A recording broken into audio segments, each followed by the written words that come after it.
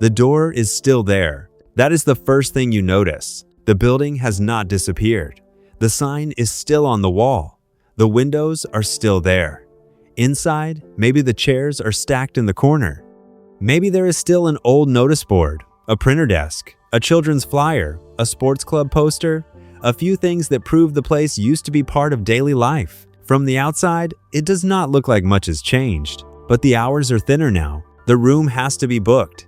The form is online. The staff are only there on certain days. The club is short on volunteers. The bus is awkward. The fee went up. The place still exists, but it has become harder to use. And that is how some losses happen. Not as one big closure, more like a slow narrowing. A small sign on a door, a moved service, a reduced opening hour, a meeting that becomes a link, a local habit that quietly stops being possible. Then, a few years later, we look around and act surprised. Why are people lonelier? Why is trust thinner? Why are people more suspicious, more tired, harder to reach?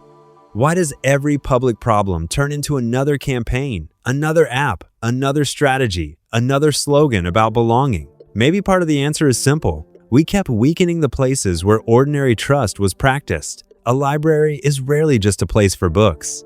For a single parent, it can be the only quiet room where a child can read without anyone buying anything. For an older man, it can be the one place in the week where someone knows his name. For a young woman in a new city, it can be the first public room where she can sit alone without being watched, charged, or expected to perform. For someone without a printer, without stable Wi-Fi, or without confidence in public systems, it can be the difference between I handled it and I gave up.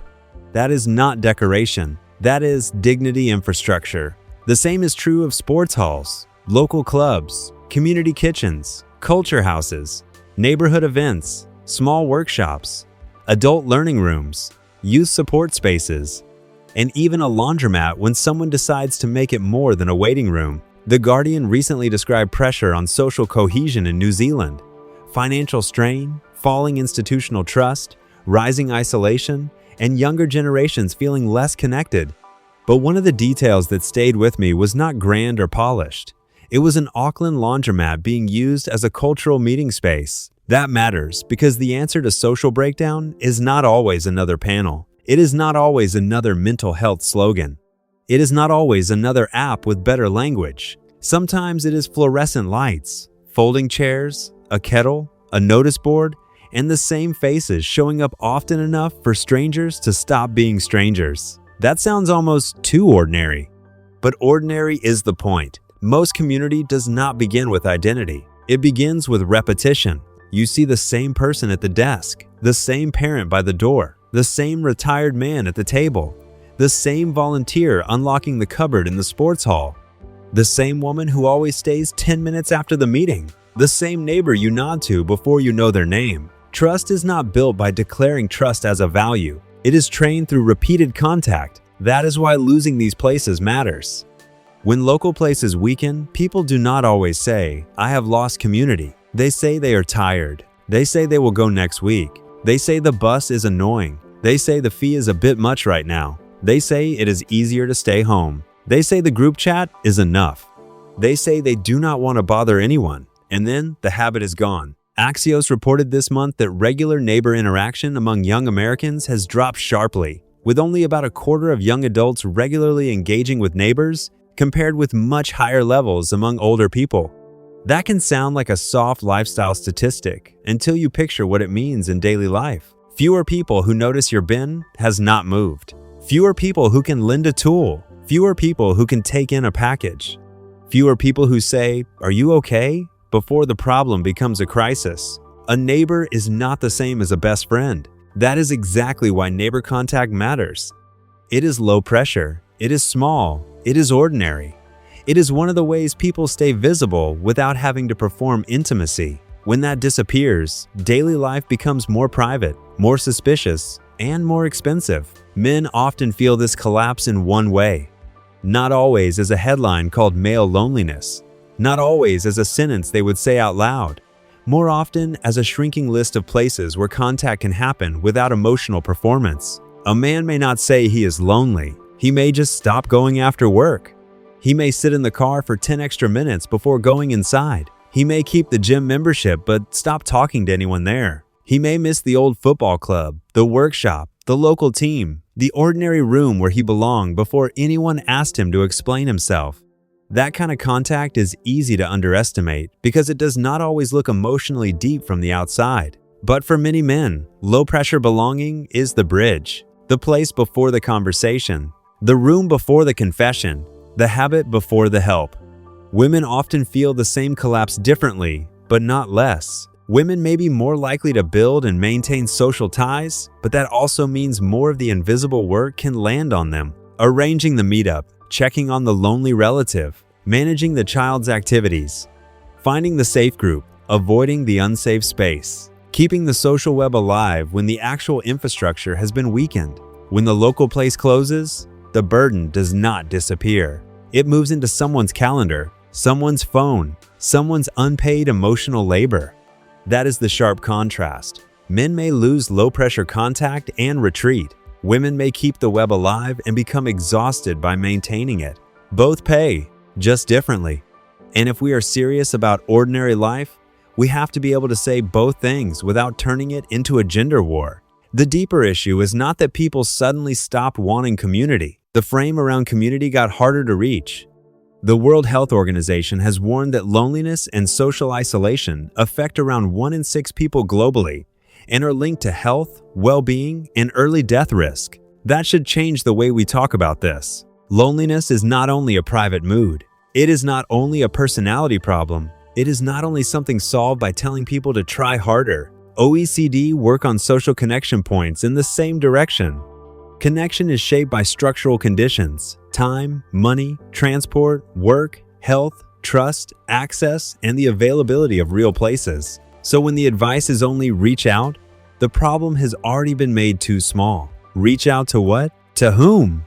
Where? A person cannot just join something if the local hall is gone, the club is full, the library hours are reduced, the activity costs money, the volunteer burned out, the digital form is confusing, or the only remaining public space is commercial. And commercial space changes the rules. A private gym can be useful. A paid workshop can be meaningful. A cafe can be a good place for some people, but they are not neutral replacements for low-cost public rooms. Because when sitting still requires buying something, belonging gets priced. This is where class enters the room. If you have money, a car, flexible work, good health, and a strong network, you can replace lost public space with private solutions. You can pay for the gym. You can pay for the course. You can pay for transport. You can pay for coffee. You can pay for the workshop. You can pay for childcare. You can pay for therapy. You can pay for a weekend retreat and call it community. But if you are tired, broke, working shifts, caring for others, living alone, or already embarrassed about needing help, local low-cost spaces matter more. They are not nice to have. They are the bridge between private survival and public life. That is why local library debates are never only about one building. In Mackay, Australia, local reporting described backlash over plans affecting the Gordon White Library.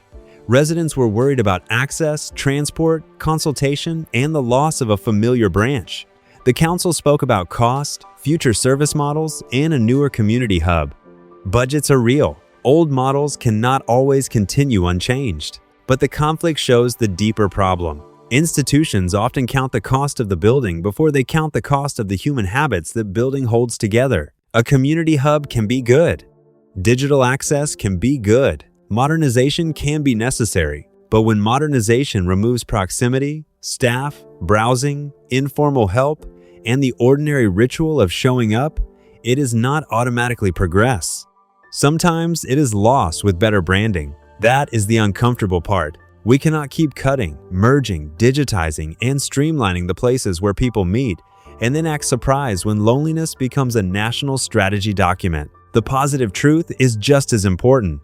People have not stopped wanting community. London is investing in a network of 30 community spaces to fight social isolation and division. Danish municipalities are working with projects like Lift to help young people move from loneliness into safer communities.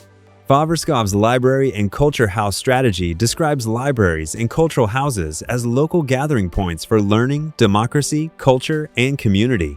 A UK parliamentary report on community and school sport found strong demand and committed volunteers, while also warning about financial pressure, limited facilities, and unstable support. That is the signal. The desire is still there. People still show up when the place is real enough, repeated enough, safe enough, cheap enough, and human enough. They still join the club. They still come to shared meals. They still use the library as a quiet anchor.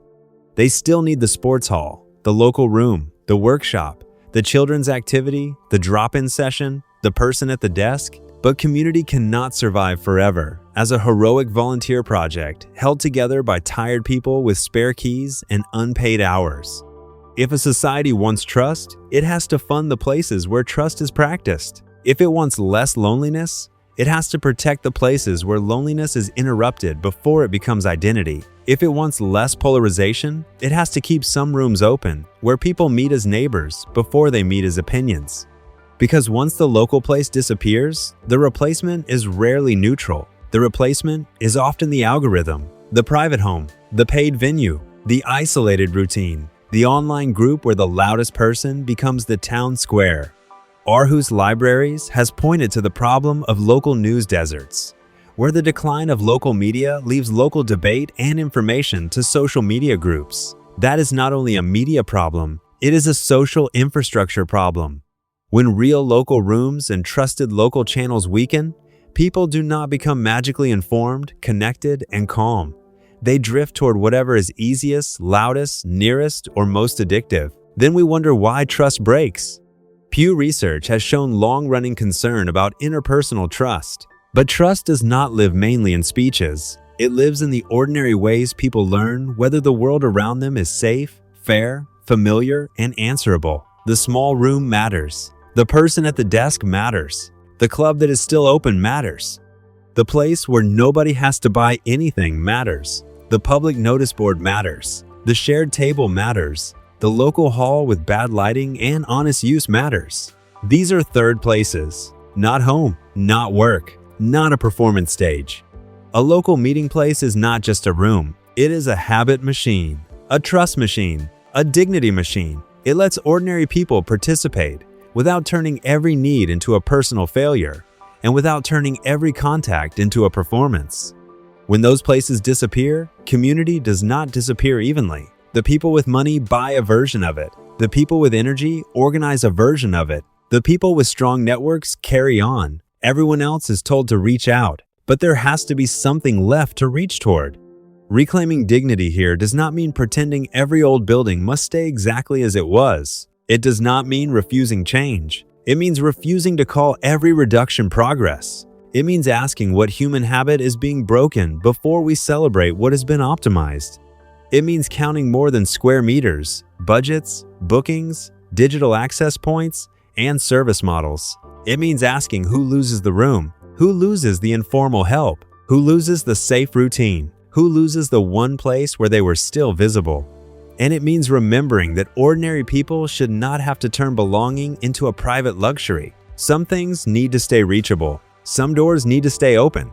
Some rooms need to remain public enough, cheap enough, and human enough that people can enter before they have the perfect words for what they need. That is where dignity begins again. Not in a slogan, not in a campaign, in a real place, with real people, still open.